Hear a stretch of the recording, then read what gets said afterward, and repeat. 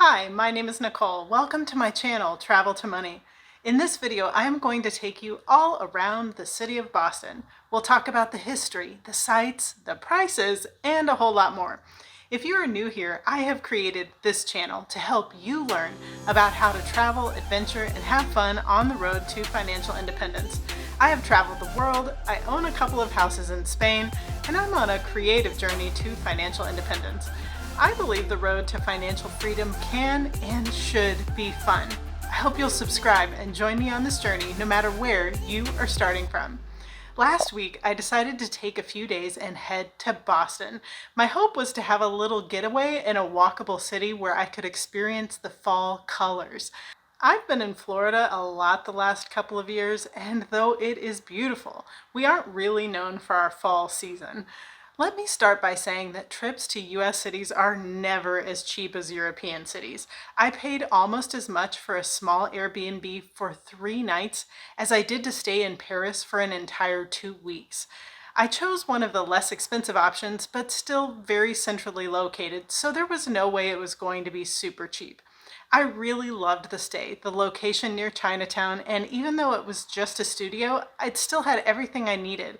It gave me an idea of what it would be like to live in a tiny house. That said, for a better budget option, Boston has some well-rated hostels. You could get a private room for 2 people with a shared bathroom for about $100 per night. If you're traveling by yourself, you can get a bunk bed in a hostel for less than $50 per night. Not too bad.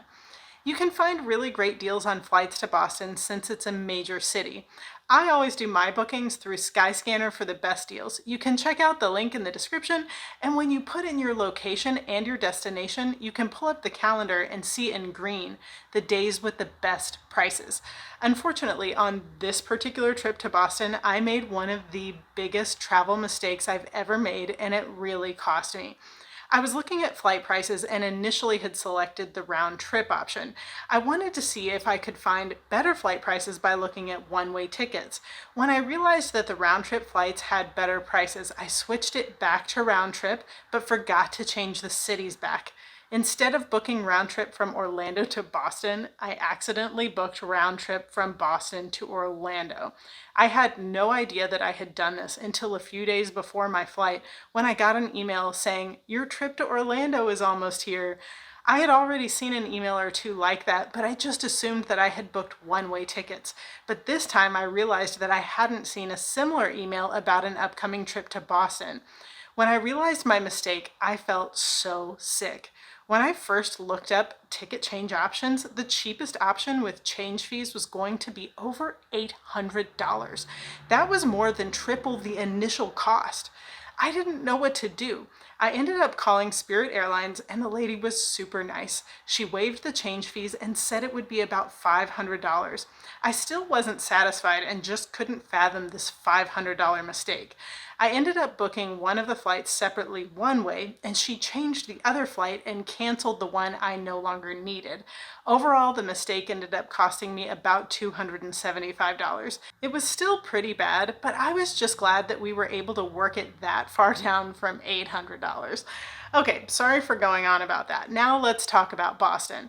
Often called the Cradle of Liberty, or if you prefer, Beantown, Boston now ranks as one of my favorite US cities, and I can't wait to tell you all about it.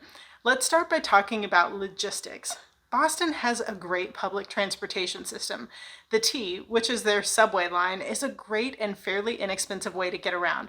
However, if you're staying in a centrally located area, Boston is very walkable. I personally love walkable cities. We did walk for most of the trip to Boston, but I made one pretty big mistake. I have a pair of Doc Martens that I decided to wear for this trip. To save money, I only took a small bag as a personal item on the flight, so this was the only pair of shoes I wore.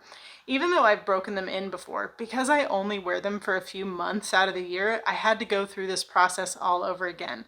Let me just say that 3 out of the 4 days I was limping around Boston, and day 4 I actually paid for an Uber so that I wouldn't have to walk 30 minutes across town.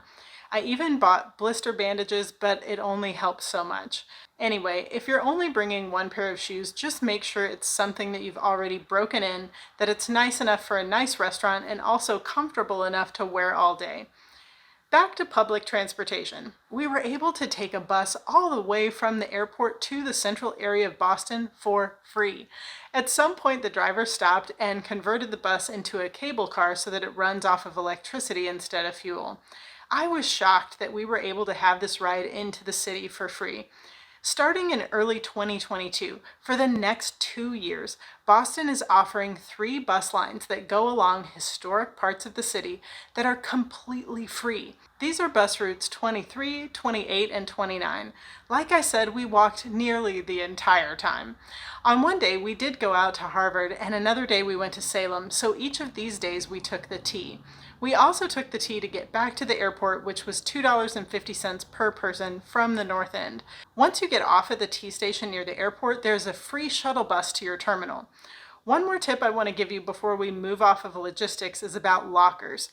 We arrived early in the morning, and to drop off our luggage 4 hours early at the Airbnb cost us an additional $10. It wasn't until after we had already done this that I learned about locker rentals throughout the city. This would have allowed us to drop the bags at one of several locations even earlier. From what I gathered, they charge about $5.90 per bag plus some other fee. For 2 bags, it would cost a total of about $15, but you could literally leave them all day. Bounce luggage storage is what you'll want to look for on your Maps app, and you can make a reservation in advance if you want. Okay, now that we've covered logistics, let's talk about this city, the different places to go, and the main reason I wanted to go on this trip to Boston, the food. If you aren't familiar with the fascinating history of Boston, it all started as a Puritan colonist settlement in 1625, where it quickly became a central hub for the New England area. You've likely heard the story of Paul Revere from the time of the American Revolution, as he rode on horseback and called out, "The British are coming! The British are coming!" Only you'll find out if you visit the house in Boston where he lived that he never actually cried out, "The British are coming!" Though he did warn people that the British were coming. It just wasn't with those words or while he was riding on horseback. Oh, the tall tales we tell. Anyhow, Boston is full of history, and you could simply take a trip just to see the historical sites. Boston also has a really fun culinary experience. There are different districts that offer different types of food.